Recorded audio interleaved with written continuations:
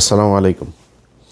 আমরা চাঁদাবাজির একটা নতুন সংজ্ঞা শিখেছি গত 2 দিন ধরে।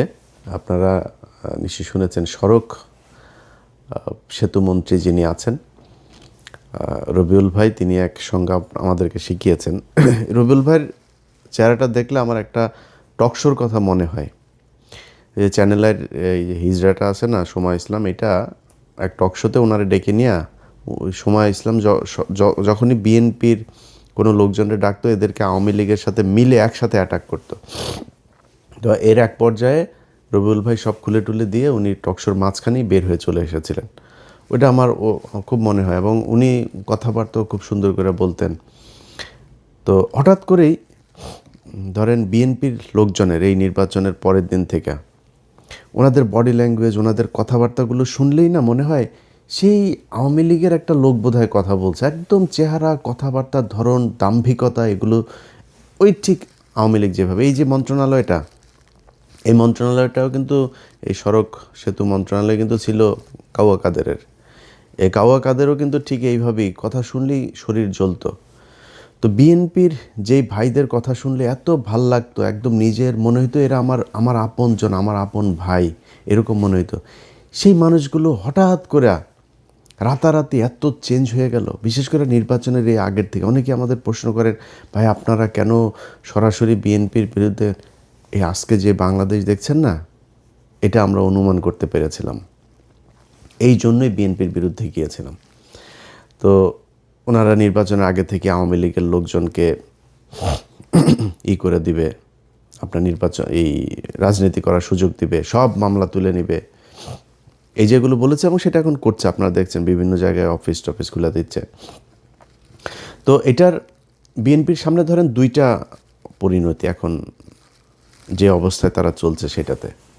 1981 সালে জিয়াউর রহমান এইভাবে এই হাসিনাকে নিয়ে এসেছিল। 17 দিনের মাথায় জিয়াউর রহমানকে হত্যা করা হয়েছিল। খালেদা জিয়া, তিনি এই আপনার 96-এ যখন এই হাসিনাকে আপনার স্পেস দেয়, উনি কিন্তু 15ই ফেব্রুয়ারি একটা নির্বাচন করেছিল 96-এ। সেই নির্বাচনে আপনার জামাত, আওয়ামী লীগ কেউ অংশগ্রহণ করেনি। হাসিনা, খালেদা জিয়া চাইলে থাকতে পারতো, এমন কোনো আন্দোলন হয়নি, এমন মানুষজনও মারা যায়নি, ছেড়ে দিয়েছেন। ছেড়ে তারপরে 12ই জুন 96 আবার আরেকটা নির্বাচন দিয়েছিলেন। ওই সুযোগ দিয়ে তারা আবার 96-তে আসতে দেওয়া হয়েছে। 96-তে আসার পরে কি করেছে সেটা আপনারা জানেন। এরপরে 2001 থেকে 6 খালেদা জিয়া জোর করে থাকতে চেয়েছে, কিন্তু মানে বিএনপির সমস্যাটা হলো, বিএনপি যদি চুরিও করে, মানে ল্যাটায়া ব্যাটায়া ওইটারে পাশা পোষা হাগু দিয়া নষ্ট করে গন্ধ বানায় ফেলে। আওয়ামী লীগ সেটা খুব স্মার্টলি করে। এটাই হলো পার্থক্য। তো এরপরে খালেদা জিয়া সুযোগ তাদেরকে দিয়েছেন। সেই সুযোগ দেওয়ার পরে 2013 সালেও আরেকবার খালেদা জিয়া সুযোগ দিলেন, 14 সালের নির্বাচনের না এসে। তো এই আওয়ামী লীগ খালেদা জিয়ার পরিবারকে কতটুকু ক্ষতি করেছে, এটা ভাই আমার বলার কিছু নাই। এটা জিয়া পরিবার জানে, তাদের পরিবারের আমার বিশ্বাস যে আমার চাইতে বেশি কষ্ট তাদের জন্য হয়। এরা যদি আসে তাহলে বিএনপির পরিণতি কি হয় সেটা 17 বছরে আমরা দেখেছি। এটা নতুন করে দেখার কিছু নাই। অতএব তারা যদি এদেরকে নিয়ে আসে, এসে মনে করেন আওয়ামী লীগকে নিয়েই তারপরে করলো, তো জোর করে যদি থাকতে চায়, বাংলাদেশে খুব নিকট অতীতে আমরা এর পরিণতি দেখেছি যে সেটাতে কি হয়। বিএনপি সেই পরিণতি ভোগ করতে হবে যদি তারা জোর করে ক্ষমতায় থাকতে চায়। আর যদি তারা মনে করে নির্বাচন করবে, গণতান্ত্রিকভাবে জামাতের সাথে রাজনীতি করবে, জামাতের সাথে রাজনীতি করতে গেলে জামাত আপনারা যদি নাকি স্বর্ণ দেখায়, আপনি তো আর এই তামা দিয়ে তো তার সাথে রাজনীতি করতে পারবেন না। জামাত রাজনীতি করে নিজের পকেটের টাকা দিয়া তারপরে সংগঠন চালায়, আর আপনি চাঁদাবাজির টাকা দিয়া সংগঠন চালাবেন, এরকমই হবে। এই যে রবিউল ইসলাম ভাই, উনি একটা কথা বলেছেন, মানে উনি কথাটা হয়তো খুব কৌশলে, এর আগেও তো এই চাঁদাবাজি হতো, ওবায়দুল কাদের কোনোদিন স্বীকার করেছে এইভাবে বলেছে কখনো?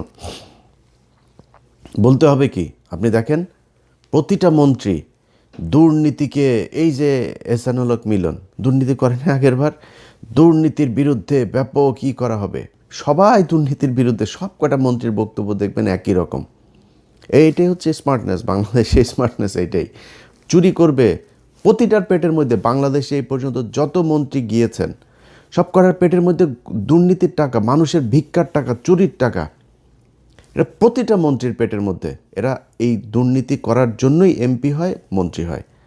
আজকে যেই কথাটা রবিউল ইসলাম বলে দিয়েছেন, এইটা আগের মন্ত্রীরা বলেন নাই বা ওনার আশপাশের মন্ত্রীরা বলেন না, এটাই স্বাভাবিক। শহীদুদ্দিন চৌধুরী অ্যানি ভাই আজকে বলেছেন যে না, সড়কে কোনো চাঁদা চলবে না। অ্যানি ভাই, আপনি তো পানি সম্পদ মন্ত্রী, আপনি সড়কের মন্ত্রী বলার কে? সড়কের মন্ত্রী বলে দিয়েছেন চাঁদাবাজি চলবে, অতএব চলবে। এটারে আপনি এখন কালকে হয়তো উনি বক্তব্যটারে সুন্দর করে বলতে পারেন, তারেক রহমান হয়তো একটা থ্যাতানি দিলে হয়তো বলবে সুন্দর করে, বা এই ধরনের কথার ভবিষ্যতে বলবে না, কিন্তু চলবেই চাঁদাবাজি। উনি খুব স্পষ্ট করে বলেছেন যে সরকারি দলের যেই শ্রমিক সংগঠন, তাদের দল চালাতে টাকা লাগে। বক্তব্য কিন্তু খুব স্পষ্ট। শ্রমিক সংগঠনের এই সারা দেশে বিশাল আকারের আপনার সংগঠন, এই যে চান্দা আব্বাস ছিল শ্রমিক নেতা, তো এরা তো শ্রমিক না, এরা তো চলে। তো এরা কিভাবে চলবে? এরা চলতে হইলে আপনার ওই চান্দা তুলতেই হবে, এই ছাড়া কোনো উপায় নেই। সো আপনাকে রাস্তা দুইটা, হয় নিজে চাঁদা দিয়ে তারপরে দল চালাবেন, নাহলে চাঁদাবাজি করবেন, এছাড়া বিশাল এই দল চলবে না। এখন জামাত ইসলাম কি করে? নিজেরা চাঁদা দেয়, দিয়া তারপরে দল চালায়। একজন রুকন, তার বেতন যদি হয় 1 লাখ টাকা, প্রতি মাসে 5,000 তাকে মাস্ট তাদের কোষাগারে দিতে হবে। এটাই ওদের রাজনীতি। এখন এরকম একটা রাজনীতি করা দলের সাথে আপনি চাঁদা নেওয়া রাজনীতি করবেন, তো মানুষ তো সেটা সহ্য করবে না। সো সেই ক্ষেত্রে আলটিমেটলি যেটা হবে সেটাই। সো রাস্তা আপনার হাতে দুইটা, একটা হয় আপনাকে রাজনীতি চেঞ্জ করতে হবে, এই আপনাদের যে পলিসি সেটা চেঞ্জ করতে হবে, করে নিজের পকেটের টাকা দিয়ে নিজে রাজনীতি করবেন, অথবা শেখ হাসিনার মতো ফ্যাসিস্ট হবেন, জোর করে ক্ষমতায় থাকবেন, কোনো কথা শুনবেন না, কিছু হইলে বলবেন যে সংবিধানের দোহাই, কারণ আপনাদের 2/3 আছে এখন, এবং এই 2/3 তো আপনাদেরকে খুব পরিকল্পিতভাবেই দেওয়া হয়েছে। এই ডক্টর ইউনূস আপনার যেদিন লন্ডনে যায় সেদিনই তিনি নির্ধারণ করে দিয়ে এসেছেন যে বিএনপি ক্ষমতায় যাবে, তাদেরকে 2/3 দেওয়া হবে, যত দুর্নীতি, চাঁদাবাজি, ধান্দাবাজি এই তত্ত্বাবধায়ক সরকার যা করে গিয়েছে এটার বিরুদ্ধে বিএনপি কিছু বলবে না, সবাইকে সেফ এক্সিট দেবে। যে দেশে থাকতে চায় দেশে থাকার ব্যবস্থা করে দেবে। এরাও থাকবে না বেশি দিন। আসিফ নজরুল ধরেন দেশে আছে, এখন থাকবে না। ওই যে আইসিটির ফয়েজ তায়েব চলে গিয়েছে, এগুলো সবগুলির একটা একটা করে কী কী আকাম কুকাম করেছে এই এখন ধরবো। ক্ষমতায় যখন থাকবেন তখন বলতে না পারলে ক্ষমতার পরে তো বলতে পারবো। সো এখন ধরা হবে একটা একটা করে। ফয়েজ তায়েবরে নিয়ে কাজ চলছে। তো এই আসিফ নজরুলরা এরা 2 দিন পরে দেখবেন চলে গেছে, কারণ টাকার তো অভাব নাই, দেশে থাকবে কেন? বউরে দিয়ে আপনার কালেকশন করাই তো, নিউজও তো হয়েছে, আপনারা দেখেছেন। তো এখন এই যে এরা ওই সময় বলে করে দিয়ে গিয়েছে যে তোমাদেরকে 2/3 দেওয়া হবে, 2/3 দেওয়া সংবিধান এবার যেমনে মনে চায় তেমনে তারা কাটছাট করে তাদের মতো করে সংশোধন করবে। এইটাই ছিল হয়েছে যে এই তত্ত্বাবধায়ক সরকারের মূল এজেন্ডা। এর বাইরে এই যে সরকারটা গেল 1.5 বছর, 1.5 বছরে বহু কিছু করা সম্ভব। সবচাইতে দুর্বল আর দুর্নীতিগ্রস্ত একটা তত্ত্বাবধায়ক সরকার ছিল, যেটার আমরা বিপ্লবী সরকার বলতাম, সেই বাঞ্চোতরা ছিল সবচাইতে বেশি দুর্নীতিগ্রস্ত। এদের মতো দুর্নীতিগ্রস্ত আর একটা সরকার এই পর্যন্ত বাংলাদেশের তত্ত্বাবধায়ক সরকারে আসে নাই। এমনকি এই যে মঈনুদ্দিন ফখরুদ্দিনের যে সরকার না, আমার তো মনে আছে এদের চাইতে বহু সততা নিয়ে তারা কাজ করেছে। তো তারা আমাদের হাতে এখন ঝুলাই দিয়ে গেল একটা দুর্নীতিগ্রস্ত সরকার। এটার নিয়ে এখন আমাদের থাকতে হবে। তো বাংলাদেশের মানুষের কাছে আমার একটা জিজ্ঞাসা থাকবে যে এই দেশের মানুষ কি মানে এই ঝাড়ুদার হয়েই থাকতে চান, চকিদার হয়েই থাকতে চান? একটা দল ক্ষমতায় আসবে, তাদের কিছু এমপি থাকবে, মন্ত্রী থাকবে, তাদের এই এই যে পরিবারতন্ত্র, এদের চামচা হয়ে তারপরে আপনাকে থাকতে হবে। এখন এখান থেকে আপনি যদি বের হইতে চান তাহলে সিদ্ধান্ত আপনাকেই নিতে হবে। এই যে নির্বাচনটা হইল, এই যে রাজনীতি হয়, এই যে রাস্তায় ধর্মঘট, হরতাল, পিকেটিং, কোনো দিন কোনো এমপির ছেলেকে আপনার পাশে পেয়েছেন যে সে রাস্তায় এসে তারপরে এটা করে? কোনো এমপির ছেলে আপনার সাথে এই যে ভোটকেন্দ্রে গিয়া তারপরে এই ভোটকেন্দ্র দখলের কাজে মারামারি করেছে, মানুষকে হুমকি দিয়েছে? কোনো এমপি, এই নির্বাচনের সময় এমপি মন্ত্রী অনেকের ছেলে যারা এখন মন্ত্রী হয়েছে, এমপি হয়েছে, এদের অনেকের ছেলে দেশেই যায় নেই, ইউরোপে থাকে, আমেরিকাতে থাকে, অস্ট্রেলিয়া থাকে, কানাডা থাকে, পড়াশোনা করে। তাদের পাতলা পায়খানা হইলেও তারা সিঙ্গাপুরে যায় চিকিৎসা করতে। আর তোদেরকে বানায় রাখছে বোকাচোদা। তোরা পৃথিবীর সবচেয়ে বোকাচোদা জাতি। এটারে ওই মঞ্চে করে জনসভা করে না, বীরের জাতি, আমরা এই বীরের জাতি, 71-এর বীরের, সোগাটা ওইখানে মেরে দিছে তোদেরকে। তোরা পৃথিবীর সবচেয়ে নিকৃষ্ট জাতি, মানে আমরা পৃথিবীর সবচেয়ে নিকৃষ্ট জাতি। এদের মতো এরকম কামলা খাটা জাতি পৃথিবীর মধ্যে আর কোথাও নাই। আমরা পৃথিবীর যেই দেশে যাই, বাথরুম পরিষ্কার, রেস্টুরেন্টের কাজ, সিকিউরিটি, যত নিম্নমানের কাজ আছে যেটা আমরা করি। মিডল ইস্টে যান, যে আমেরিকা থেকে বিশাল ভাব সাপ নিয়ে আমরা দেশে যাই না, কোট স্যুট মুট পরে টরে, সব করে এখানে ফকিরনিগিরি কামলা দিয়ে তারপরে যায়, ভাব মারায় আমেরিকা থেকে এসেছি। এই হইল অবস্থা। এরপরে কি হয়? পোলাপান বড় হয়, বড় হয়ে তারপরে মনে করেন যদি মেয়ে হয়, বিশেষ করে ধরে একজন বিশেষ এক জাতিকে ধরে, ওই বিশেষ জাতি সাদাটা দাও পায় না, বিশেষ জাতির ধরে তারপরে পরিবার শেষ। এরপরে বাপ মা বুড়া বয়সে যায়, তারপরে করে কি না এই দেশে আর থাকবো না, চলে যাই। এরপরে যায় দেশে গিয়ে এতিমখানায় টাকা পয়সা। আমি পরিচিত লোকজনের এগুলি নিজের চোখের সামনে দেখা, এই জন্য বললাম এইটাই আমাদের জাতি। আমরা, আমার দেশ নাকি সোনার বাংলাদেশ, এই সাউয়ার বাংলাদেশ রে, সাউয়ার বাংলাদেশে বাংলাদেশের মানুষ থাকতে পারে না। দেশের মানুষ বাইরে যায়, কামলা দেয়, টাকা পাঠায়, সেই টাকা ওরা পাচার করে বিদেশে পাঠায়। এটাই হলো বীরের জাতি। তোদের যদি লজ্জা থাকে তাহলে ভবিষ্যতে এদের এই ঠিকাদার, পাহারাদার, চৌকিদার, কামলা দিতে সামনে আর যাবি না। তোদেরকে দিয়া এই নির্বাচনের মাঠে কেন্দ্র দখল করায় তোদের কি চাকর বানায়? তোরাই চাকর। প্রতিদিন এই যে ট্রাকের মধ্যে থেকে যে চাঁদাগুলি নেন, এটা কিন্তু এমপির কোনো ছেলে নেয় না, মন্ত্রীর কোনো ছেলে নেয় না, কিন্তু এটা টাকার ভাগ কিন্তু একদম শেষ মাথা পর্যন্ত যায়। টাকাটা উঠায় কাঁদে দিয়ে তোরে দেওয়া উঠায়, তুই কামলা, ওইখানেও তুই কামলা। সো এই তোদের মতো কামলাদেরকে দিয়া এই দেশে এরা রাজনীতি করে এদের ছেলে মেয়েদেরকে বিদেশে পড়াশোনা করায়, নিজেদের কিছু হইলে তারপর ট্রিটমেন্ট নিতে যায় সিঙ্গাপুর, থাইল্যান্ড, ব্যাংকক। বাংলাদেশে এদের ট্রিটমেন্টও নেয় না এরা। এইভাবেই চলছে, একদম চোখের সামনে এইভাবে চলছে। প্রতিটা মন্ত্রী, এমপি, সব করার সন্তানের পেটের মধ্যে চুরির টাকা, দুর্নীতির টাকা, এই দেশের মানুষের ভিক্ষা করা টাকা এগুলি। এই যে বলেছে না যে এদেরকে চাঁদাটা নাকি এমনিতেই যারা স্বেচ্ছায় দেয়, স্বেচ্ছায় মিয়া ফাও কেউ টাকা 1 টাকা দেয়। আর যদি স্বেচ্ছায় নিতে চাস তাহলে তোর লোকজনরে বল যে থাল নিয়ে বসতে, আল্লাহর হস্তে 2টা দে, এমনি বলতে বলবে। লাঠি একটা হাতে নিয়ে, আমরা দেখি নাই এই চুয়াডাঙ্গা থেকে ঢাকায় আসতাম, মানে শুরু হয় আপনার একদম ঝিনাইদহ থেকে শুরু হইতো, মাগুরা, ফরিদপুর, রাজবাড়ী, এইদিকে মানিকগঞ্জ, সাভার, পুরোটা গাবতলী থেকে একদম পুরোটা আপনার এই চাঁদাবাজি চলতো। লাঠি একটা নিয়ে 3-4টা পোলাপান দাঁড়ায় থাকতো, এরা বিভিন্ন জায়গায় এই যে বিট করা, ওই যে বামগুলো করা, যাতে ওইখানে আসলে আপনাকে গাড়ি থামাইতেই হবে।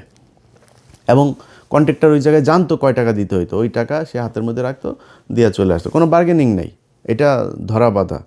সো সবাই জানে আপনাকে দিতেই হবে, তাই আপনি দেন। আপনি থাল নিয়ে দাঁড়ায়েন তো দেখি স্বেচ্ছায় কীরকম দেয়। সো এটা স্বেচ্ছায় টাকা না, আপনি জোর করে ভিক্ষা নিচ্ছেন। এই ভিক্ষার টাকা একদম শেষ দলের শেষ মানুষ পর্যন্ত যায়, এটাই যায়। মনে করার কোনো কারণ নেই যে এমপিরা যে আপনার মনে করেন দলের সর্বোচ্চ নেতাদেরকে আপনার এই যে টাকা দিয়ে তারপর মনোনয়ন নিয়েছে, ও এমপি টাকা কই পায়? ও একদম একদম এই ভিক্ষুকের কাছ থেকে যে টাকাটা নেয়, ফুটপাতের যেই একজন হকারের কাছ থেকে যে টাকা নেয়, মেথরের কাছ থেকে যে টাকা নেয়, সব টাকা ওইখানে যায়। তোদের পেটে এমন কোনো অসভ্য টাকা নাই, এমন কোনো ছোট টাকা নাই যেই টাকা তোদের পেটে যায় না। সো এটাই হলো বাংলাদেশ। যারা কিনা কাজ করে খায়, তারা নিজের হালাল পয়সা তারপরে খায়। এই হালাল টাকাটারে তোরা মানে হারাম করে তারপরে এই নিকৃষ্ট এই টাকা পয়সা তোরা খাস। এটাই হলো গিয়া তোদের মানে রাজনীতি। সো এই রাজনীতি কইরা যদি নাকি তারা বাংলাদেশে ক্ষমতায় জোর করে থাকতে চায়, থাকতে পারবে। কিন্তু যদি তারা মনে করে যে কম্পিটিশনে যাবে, তাহলে সম্ভব না। এবার এই দেশের মানুষ হুমড়ি খেয়ে পড়েছিল দাঁড়িপাল্লায় ভোট দেওয়ার জন্য। কেন? কী কারণে? মানুষ এই চাঁদাবাজি, মাস্তানি, দখলবাজি এখান থেকে বের হতে চেয়েছিল। এই কারণে মানুষ দাঁড়িপাল্লাকে দেখতে চেয়েছিল যে দাঁড়িপাল্লা আসে কিনা। ধরুন দাঁড়িপাল্লা আছে, দাঁড়িপাল্লা 5 বছর পরে আরও শক্তিশালী হয়ে আসবে। আপনি সিদ্ধান্ত নেবেন যে ভালো হবেন নাকি হাসিনার মতো আরও মানে সর্বোচ্চ ফ্যাসিস্ট হয়ে তারপরে ফ্যাসিজমের মাধ্যমে এই দেশ পরিচালনা করবেন। এই দুইটা, সেটাও যে আপনি খুব বেশি পারবেন তা না। আমরা ভাই এই গত 17 বছরে দেখলাম তো, আজকে এই যে বাবারে বাবা সারা দেশ বিএনপি, আরে বাবারে বাবা সব বিএনপির লোকজন, বিএনপি সারা দেশে কোনো লোক নেই, রাতারাতি চেঞ্জ হয়ে যায় পরিস্থিতি। এগুলো আমাদের চোখের সামনে দেখা। আমরা তো জীবনের অর্ধেক বয়স পার করে ফেলছি, আল্লাহ জানি না কতদিন বাঁচায় রাখবে। তো যদি ফুল বাঁচায় রাখে তাও অর্ধেক পার করে ফেলছি। এখন ধরেন এই সময়ের ভেতরেই খুব কঠিন কঠিন সময় আমাদের এই আমরা মানে খুব সৌভাগ্যবান বলেন আর দুর্ভাগ্যবান বলেন, আমরা কিন্তু অনেক কিছু দেখেছি এটা পৃথিবীতে হয়তো খুব কম জাতি দেখবে। আমরা হাসিনার মতো এরকম এক ফ্যাসিজমের পতন দেখেছি, আমরা কোভিড দেখেছি, 1/11 দেখেছি, অনেক কিছু দেখেছি কিন্তু আমরা। সো এই যে আমরা চোখের সামনে যেগুলো দেখলাম, যে অবস্থাগুলো, এগুলো আপনাদের জন্য উদাহরণ। এই উদাহরণ দেখে আপনি যদি ঠিক না হন তাহলে তার কিছু বলার নাই। আপনার আশপাশে আজকে যত মানুষজন দেখছেন, এই মানুষ আপনার পাশে ছিল না, থাকবে না, এটা আপনারা জানেন খুব ভালো করে। আজকে যে ব্যক্তি এমপি হয়েছে সে যদি মনোনয়নটা না পেত না, বা আজকে ওই যে এই কাউয়া দেখেন, ওই যে এই হারুন পাপিয়ার ঘর জামাইটা, এর আশপাশে কেউ আছে? ওই যে কুমিল্লায় মঞ্জুর মুন্সি বাড়িঘর জ্বালাই দিয়েছে নির্বাচনের পরের দিন, কেউ ঠেকাতে পেরেছে? কেউ তার পাশে আছে? কেউ পাশে নেই। আপনার পাশে যে চৌকিদার, দফাদার, সে যেই ছিনতাইকারীটারি, যেগুলো মাদক ব্যবসায়ী এগুলো থাকে, এগুলো সবাই ওই জন্যই, কিছু খাওয়ার জন্যই থাকে, এছাড়া থাকে না আপনার পাশে।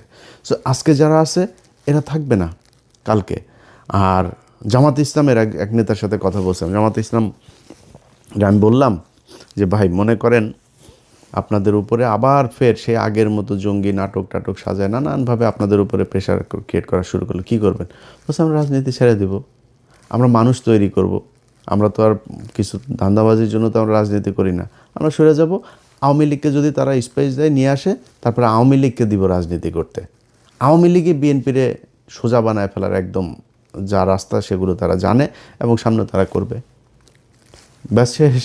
আমি শুনে তাজ্জব মরে গেছি, যেমন বলে কি, হ্যাঁ যদি এটা জামাত ইসলাম যদি এটা করে, বিএনপি যদি ধরেন এদেরকে নিয়ে আসে, জামাত ইসলাম যদি ওইটা করে, তাহলে বিএনপি বলে দল থাকবে না বাংলাদেশে, জামাত ইসলাম থেকেই যাবে। জামাত ইসলাম রাজনীতি করুক আর অরাজনৈতিক সংগঠন থাকুক, তাদের যে আদর্শ সেটা তারা বাস্তবায়ন করে নিয়ে যাবে। কিন্তু আপনি পারবেন না। আপনি ক্ষমতায় থাকলে আছেন, ক্ষমতায় না থাকলে নাই। আমরা এটা নিজের চোখে দেখেছি। একটা ককটেল ফোটার পরে কিভাবে সব দৌড় দেয়। কেউ ছিল না এদের পাশে। নিজের পার্টি অফিস, সেই পার্টি অফিসে পর্যন্ত যাইতে পারেন নাই। পার্টি অফিসের ঘরের হালকা করে এই কেচি গেটটা লাগে, আবার খোলেন, আবার এই চোর পুলিশ খেলা আমরা দেখেছি। এটাই তো বিশাল এই রাজনৈতিক দলের অবস্থা না? সো ক্ষমতা থাকবে না, আপনারাও থাকবেন না। আওয়ামী লীগ যদি নাকি আওয়ামী লীগকে আপনি করে দিবেন, আর ভারত মনে করেন আপনার চেয়ে আওয়ামী লীগকে দূরে রাখবে ক্ষমতার চেয়ে, ভারত সর্বোচ্চ জিনিস দিয়া তারপরে আপনার এই আজকে মিডিয়া দেখছেন না, যে একটা আপনার লোক না, এরা আপনাকে খাম্বা তারেক বলেছে, এরা আপনাদের খালেদা জিয়ার বিরুদ্ধে কথা বলেছে, এরা বলেছে। আপনি যান, গেল 1 বছর আগেও আপনি সময় টিভি, 71 টিভি টক শো দেখেন, তাদের নিউজ দেখেন, কত জঘন্য ভাষায় কথা বলেছে। তারাই এখনও বসে আছে, আপনি তাদেরকে টাকা পয়সা নিয়ে কিচ্ছু করেন নেই। এটা আপনারা করেছেন। এখন এদেরকে বসায় রেখে যদি মনে করেন সামনে পরিস্থিতি একটু টালমাটাল অবস্থায় আসে, তারা আপনার পক্ষে থাকবে, তারা সব আওয়ামী লীগের পক্ষে কাজ করবে, ইন্ডিয়ার পক্ষে কাজ করবে। এরা সব ইন্ডিয়ার লোক, ইন্ডিয়াদেরকে বসিয়ে রেখেছে। ইন্ডিয়া কখনোই আওয়ামী লীগকে রেখে বিএনপিকে ক্ষমতায় আনবে না। এটা এর আগে জিয়াউর রহমানের সময় প্রমাণিত হয়েছে, খালেদা জিয়ার সময় প্রমাণিত হয়েছে, তারেক রহমানের সময় প্রমাণিত হবে। সো ইন্ডিয়ার হাতে সেই চয়েস আছে। ইন্ডিয়া সবাই বসিয়ে রেখেছে ওই পারে, সুযোগ পেলেই আস্তে করে এখানে দিয়ে দেবে। চয়েস আপনার, কি করবেন? দলে ঠিক করবে নিজেরা চাঁদা দিয়ে দল চালাবেন, না চাঁদাবাজি করে তারপরে জামাতের কাছে হারবেন, নাকি চাঁদাবাজিও করবেন, জোর করেও ক্ষমতায় থাকবেন, এক পর্যায়ে গিয়ে তারপরে ইন্ডিয়ার আওয়ামী লীগের কাছে ক্ষমতা হারাবেন। এই চয়েসগুলো আপনাদের সামনে দেওয়া থাকলো। কেউ কষ্ট পায় থাকলে দুঃখিত, রবিউল ভাই আপনারাও খুব পছন্দ করতাম, ওই যে বললাম নিজের ভাইয়ের মতো মনে হতো। আপনাদের এখানে মন্ত্রিসভায় অনেক মানুষ আছে, এই যে অ্যানি ভাইও খুব অনেকবার ওনার সাথে আলাপ হয়েছে, ওনার খুব দুঃসময়ের সময় কি করব বিভিন্ন পরিকল্পনা নিয়ে কথা হয়েছে, এবং অনেক অনেক খুব পছন্দের মানুষজন আছে এই মন্ত্রিসভাতেও। তো সেই মানুষগুলো হঠাৎ করে কথাবার্তা যেন কেমনে কেমনে বলে, তো এটা খুব খারাপ লাগে। আশা করি যা বললাম এটা বুঝবেন, আপনার সমালোচনা আপনার ক্ষতি করার জন্য না। আমরাও চাই বাংলাদেশে বিএনপি আর জামাত ইসলাম দুইটা দল থাকুক, আসুক বাই রোটেশন, তারা ক্ষমতায় আসুক, একবার উনি আসুক একবার উনি আসুক, 2 বছর এই দল থাকুক, 1 বছর ওই দল আসুক, চলো কোনো সমস্যা নাই। কিন্তু সবার কম্পিটিশনটা হবে ক্ষমতায় আসার জন্য না, কম্পিটিশন হবে আমি কার চেয়ে কত ভালো রাষ্ট্র চালাইতে পারি, মানুষকে কত ভালো সার্ভিস দিতে পারি, এটার উপরে। এই যে এক বিকাশ নুরু, তারে বসানো হয়েছে আপনার প্রবাসী ইয়েতে, একে মনে করেন এ এখন লাইসেন্স খুলবে, চাঁদাবাজি করবে, পাগল হয়ে যাবে এর অত্যাচারে। এর দিয়া কোনো প্রবাসী আসিফ নজরুলের দেওয়া হয়েছে? হয় নাই তো। এরকম এর দেওয়া হবে না। এই প্রবাসীদেরকে সেই 5 লাখ টাকা দিয়ে মালয়েশিয়া যেতে হবে, সেই পাসপোর্ট করতে কষ্ট হবে, আকামা করতে কষ্ট হবে, দেশে আসার পরে লাগেজ কাটবে, সব একই রকম থাকবে, এদেরকে দিয়ে হবে না এগুলো। তো তারপরেও মনে করি হোক, ভালো কিছু আশা করি। না হইলে এই যে আসিফ নজরুলদের মতো এরকম সব পাবেন, টাকা পয়সা পাবেন, ইজ্জত পাবেন না। আল্লাহ হাফেজ।